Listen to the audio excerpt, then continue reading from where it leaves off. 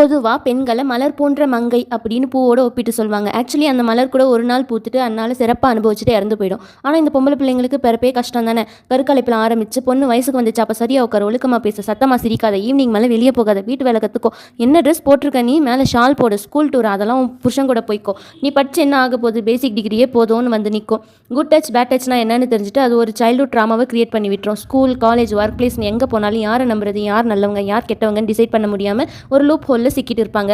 இதுக்கு நடுவில் அவ்வளோதான், பொண்ணுக்கு கல்யாண கலை வந்துருச்சு, சீக்கிரமாக ஒரு மாப்பிள்ளையை பாருன்னு ஒரே நாள் பேசின பழக்கத்தில் நாமளும் எல்லா ட்ராமாவையும் மறந்துட்டு 20-23 வருஷமாக வளர்ந்த வீட்டை இனிமேல் அது உன் வீடு இல்லை, இதுதான் உன் வீடுன்னு கல்யாண வாழ்க்கையில் நுழைஞ்சா அங்கே 4 பேர் நிற்பாங்க. இப்படி தான் உங்கள் வீட்டில் வளர்த்தாங்களா, வீட்டில் தானே இருக்க, இந்த வேலை கூட செய்ய மாட்டியா, என்னமோ நீ மட்டும் தான் வேலைக்கு போயிட்டு வந்து வீட்டு வேலை செய்கிற மாதிரி அழட்டிக்கிற, கல்யாணம் முடிஞ்சு 2 வருஷம் ஆச்சா, குழந்தை இல்லையா, ஏதாவது பிரச்சனையா, டாக்டர் பார்த்தீங்களா, இந்த கோயிலுக்கு போங்க கண்டிப்பாக குழந்தை பிறக்கும்னு அன்வான்ட் அட்வைஸ். எப்படியோ அடிச்சு பிடிச்சி ஒரு குழந்தை பிறந்துட்டு அடுத்த குழந்தை எப்போ, நாங்கள்லாம் அந்த காலத்துலன்னு இழுப்பாங்க.